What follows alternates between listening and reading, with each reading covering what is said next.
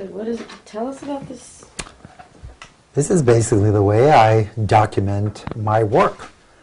I try to work every day and then to write the specific birds that I do in the order that I produce them, and simply end up having a month's work on a page like this, which also indicates, of course, the days that I wasn't able to do any artwork, usually days that I was away from home, away from my studio. And I can tell at a glance here that during that month I know exactly where I went on these 2 days to see the show at the Katona Museum in Katona, New York, and then a few vacation days that I took here going to Prince Edward Island and Nova Scotia. But this is important for me to document my work this way so that I know exactly what date I did a specific bird or what dates I ended up doing a specific series, and that way I can then classify the birds with specific dates and so on. So I just keep this going day after day, week after week, month after month, and I've been doing this now for several years. So it's kind of fun for me to look back and see what I have done, so that within a few days I will start a brand new page and then have a whole new series of birds. Can you show us what some of these birds are? Mm-hmm. Or help point them out to us. One of the interesting things about the birds is how different species or different families of birds, I think, end up having a certain personality, if you wish. That it seems interesting to me that if you put together certain birds, even though they're different species of certain birds, that they still sort of look alike. For example, this is a kind of hummingbird. It's actually the blue-throated hummingbird compared to the ruby-throated hummingbird and another ruby-throated hummingbird. Wait. You're going too fast for me. I'm sorry. It's okay. Where's the ruby-throated? There's a ruby-throated hummingbird here, and there's another one here. So we have these different kinds of hummingbirds that if you were to look at them in relationship to one another, that they would sort of fit together. In contrast, for example, you have the same bird here. These are two blue jays that are similar and different, and yet they have their own personality or characteristics.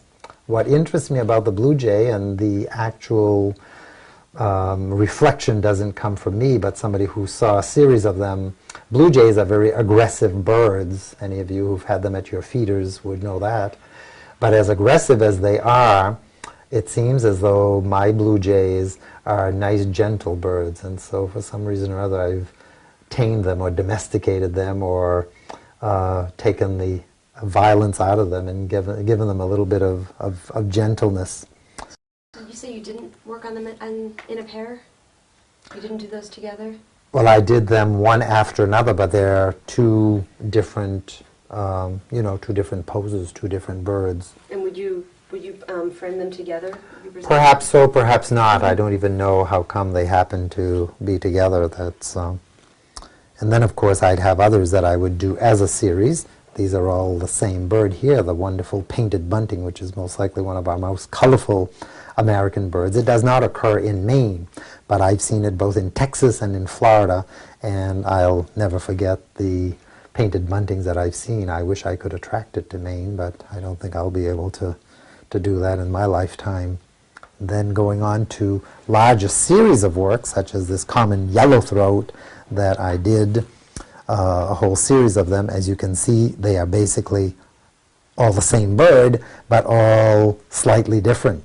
So this is the kind of grouping of work that I would put together in a larger grid of perhaps 16, perhaps 25, I'm not sure yet, but I'll certainly be working on that. This is certainly one of my favorite birds, that the fact that there's a lot of black and some grays and whites, but this real beautiful yellow that comes in gives it a very nice feeling for me anyway, just that kind of contrast.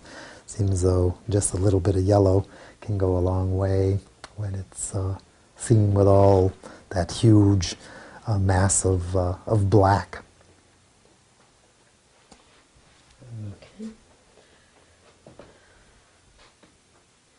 So, tell me about these black boxes behind them. Anyone who comes into my studio can't help but notice this very orderly and large series of boxes with the names of individual birds or groups of birds or families of birds.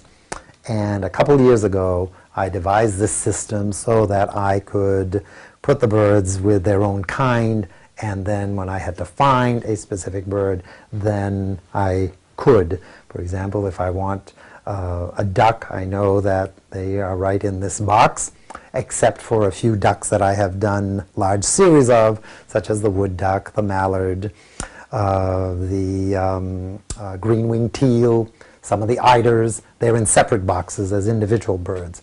But I know that this here is the box of ducks. So if I need a specific bird, I just look at them. Others have entire series, like 2 boxes here of just hummingbirds, and some of the boxes at the bottom there are actually a series, for example, of African birds, and one of them is 3 separate boxes with all the birds that occur here in the state of Maine. The bigger boxes in the bottom are families of birds that are more abundant, and so I have larger groupings of birds such as warblers or owls or whatever, parrots and their kin and so on. But this is very handy because when it comes to galleries calling me and saying a customer wants whatever, a collector wants this, that bird and so on, I can just find out whether or not I have it in my inventory and immediately send them, and I don't waste any time. So this is very practical, very convenient for me.